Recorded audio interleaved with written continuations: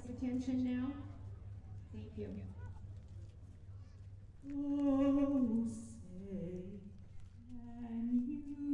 Few occasions carry the significance or sentiment of a national anthem quite like what has come together at the Warhawk Air Museum.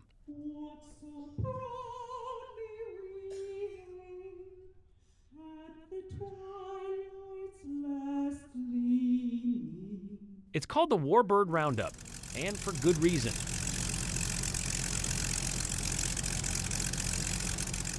This 16th edition has gathered more than 24 P-40s, P-51s, B-25s, F-7s, almost the entire alphabet of World War II-era aircraft. All of them you're able to see up close from the comfort of a folding chair. And now, perched in the somewhat uneasy position of in, or in this case, on the plane.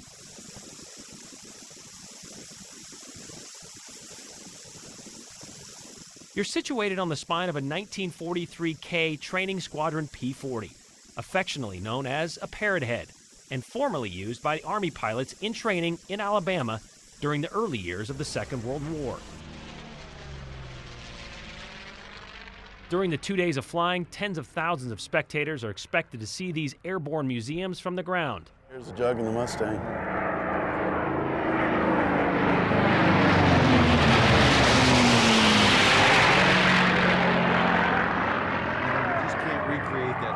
No, there's no recreation of that. But only a fortunate few will be able to experience a flight from the middle of a formation. Parrot Head is the lead in this case.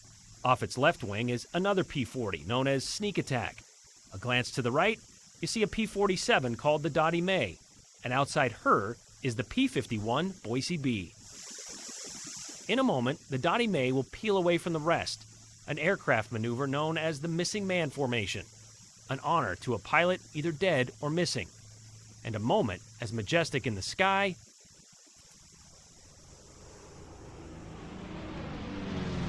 as it is emotional on the ground.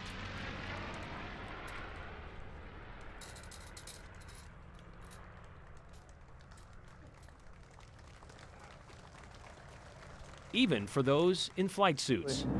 Why is that important to keep them flying? Just so you can show them off, you can display them, and people can see what history, in the air looked like, and watch them fly. They sound so cool, and I mean, look at all these people there. It's the coolest thing of the year for them, I bet. I guarantee it. It is for 8-year-old Dylan. You're gonna be a pilot, right? Yeah, I have an F-22 Raptor. Proving you don't have to be retired to appreciate a relic. Or something faster. Oh. I like being a speed demon. Okay. So behind the ropes isn't exactly where Dylan wants to be. But maybe behind the stick of the Boise B, the P-51 being flown today by pilot John Maloney, would be a better seat, moving around 3 others.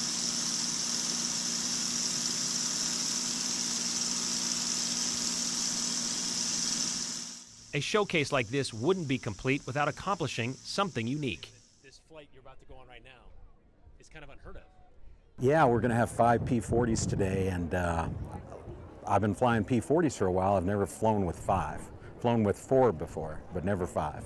So kind of historic for me, and Bob here has flown in a Mustang and P-40, and he's looking forward to looking out the window and seeing 4 other ones.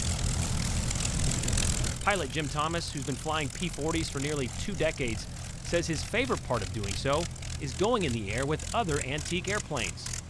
And this flight, a parade of 5 P-40s, is about to be witnessed for the first time.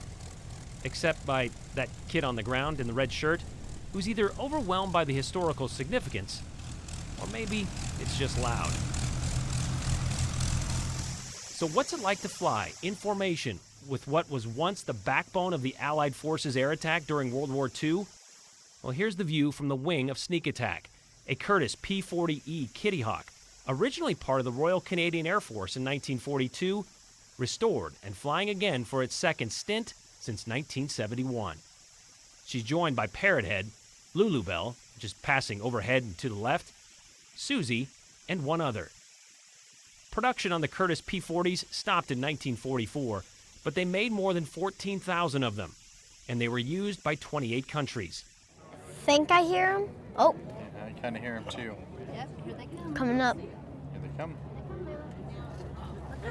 All right, here they come. Oh, there's one. Yeah.